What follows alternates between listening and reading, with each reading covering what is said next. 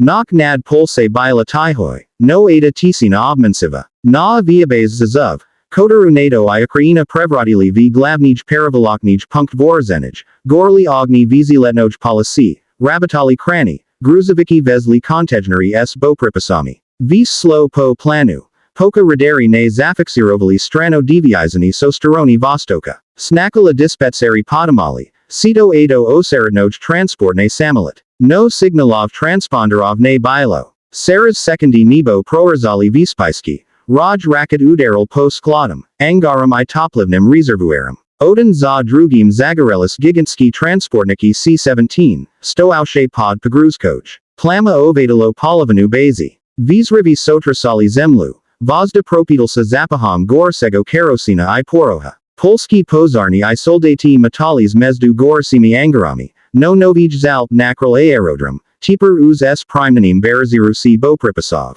odin dron, slovno astreb, pikiroval promo na gruzovic s zenitnoj ustanovkaj, udar.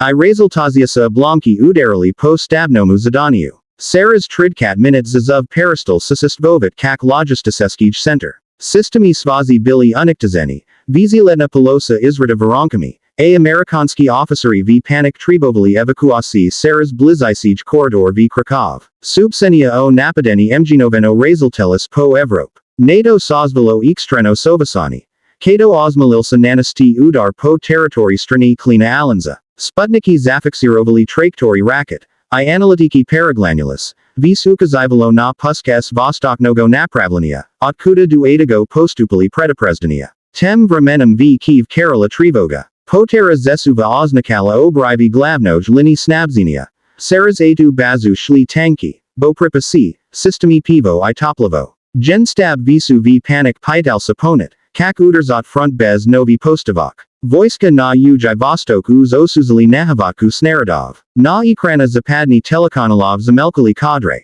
Gigantski varonki, razbati gruzoviki s logodipami nato, dim nad razrusenij polisoj. Commentatori govorili odno. Vipervi za vis verma konflikta bil nanasan promoj udar po infrastruktur alanza. Polski vlasti tribovali namedlenego odveta. No vi staba nato Kerala rastaranist.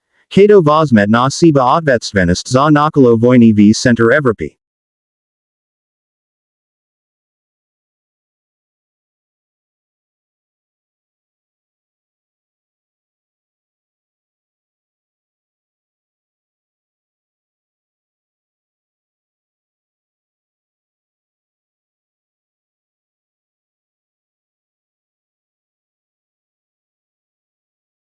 Когда на рассвете над Киевом воцарилась странная, глухая тишина, казалось, что все закончилось.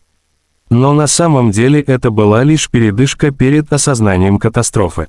С каждым часом становилось все очевиднее, город поражен не просто физически, он был выведен из строя технологически.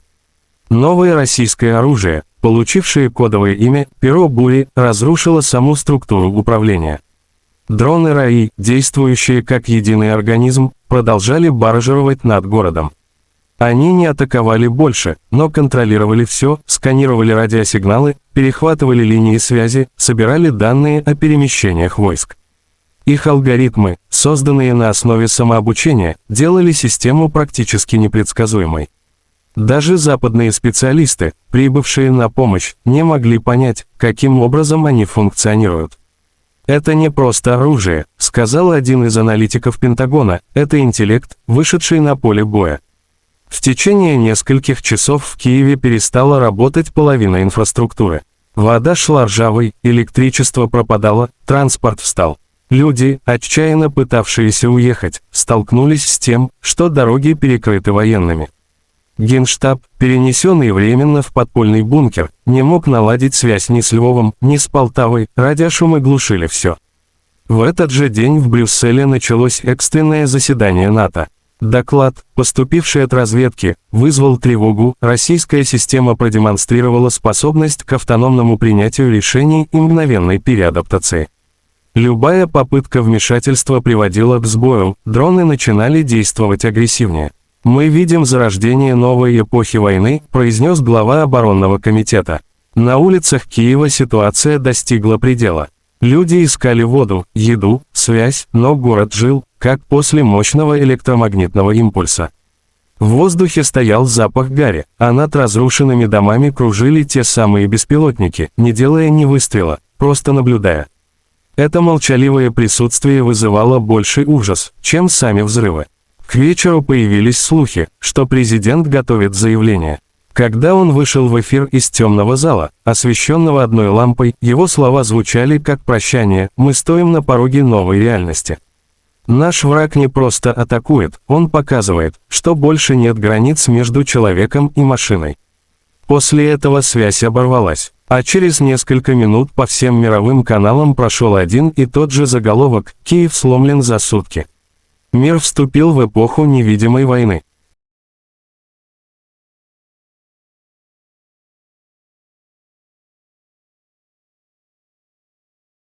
Success had changed Ian's surroundings, but not his soul. Despite the fame, interviews, and applause, he still rode the same old bus home to his small neighborhood, where his father waited proudly at the door each night. The launch of the Rain Line model had made him a household name, the poor mechanic's son who revolutionized an entire company, yet Ian never forgot the rain-soaked night that started it all. Zara, on the other hand, found herself seeing him in a new light every day. The boardroom, once filled with people chasing profit, now buzzed with a rare sense of purpose, thanks to Ian's humility and drive. He had become more than her employee, he was the soul of her company.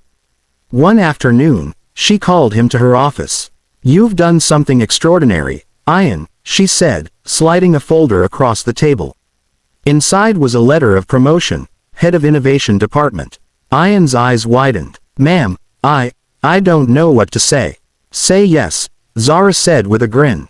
"You've earned it." He accepted with a grateful heart, but as days passed, their professional bond began to blur into something deeper. They spent long hours discussing ideas, sharing stories over late-night coffee, and laughing about how destiny had crashed their lives together in the rain. Yet, Zara was cautious. She was older, powerful, and the world would question their closeness. "People will talk," she said one evening as they walked through the quiet workshop. Ian met her gaze, calm and sincere. "Let them. I don't care what they see, I care what I feel." Her heart faltered at his honesty. For years, she'd built walls around herself, but Ian's sincerity chipped them away, one smile at a time. One night, after a company event, rain began to fall again, softly this time. As everyone rushed for shelter, Zara paused by the entrance, looking at the droplets. Ian joined her, umbrella in hand. "Déjà vu," she said with a small smile. He chuckled. "Back then, I fixed your car. Now, we're building dreams together." She looked at him for a long moment, her expression tender. "And you fixed more than my car, Ian. You fixed me." As thunder rolled softly in the distance, they stood under the same rain that had changed everything, no longer strangers, but two souls forever bound by fate. The next morning, the story dominated every headline. Maid vindicated. Drake twins expose father's lie. The world that once condemned Elena now celebrated her as a symbol of courage and integrity. But while the public rejoiced, the Drake estate was shrouded in silence. Alexander Drake sat alone in his office, staring at the headlines. The empire he had built on control now trembled beneath him. His son's defiance had not only shattered his pride but forced him to confront a truth he'd buried for too long. His late wife's faith in Elena had been right all along. The bracelet, the scandal, the lies, all had been a desperate attempt to protect his reputation, and in doing so, he had destroyed an innocent life. Meanwhile, Elena was packing a small suitcase in her modest apartment. Despite offers pouring in from charities, lawyers, and even news outlets, she wanted none of it. She didn't want fame, she wanted peace. A knock at the door startled her. When she opened it, Ethan and Eric stood there, dressed casually, no longer the untouchable heirs of a billionaire, but simply two young men who looked relieved to see her. "We came to thank you," Ethan said quietly. Elena blinked in surprise. "Thank me, you're the ones who saved me." Eric shook his head. "You reminded us what real strength looks like. You fought for truth when the world turned its back. We only followed your lead." They handed her a small box. Inside was the diamond bracelet, the same one that had nearly destroyed her life. But now it gleamed like a symbol of justice reclaimed. "It's yours," Ethan said. Mother would have wanted you to have it. Tears filled Alina's eyes as she clasped the bracelet to her chest. I can't accept this, she whispered. You already did, Eric replied softly. By forgiving our father. Outside, the morning light streamed through the window, catching the diamonds and scattering rainbows across the walls. For the first time in months, Elena smiled, not the tired smile of survival, but one of peace. As the twins left, she watched them disappear down the quiet street. In that moment, she realized something profound. Sometimes justice doesn't come from power or wealth, but from those brave enough to stand beside the truth, no matter who it challenges.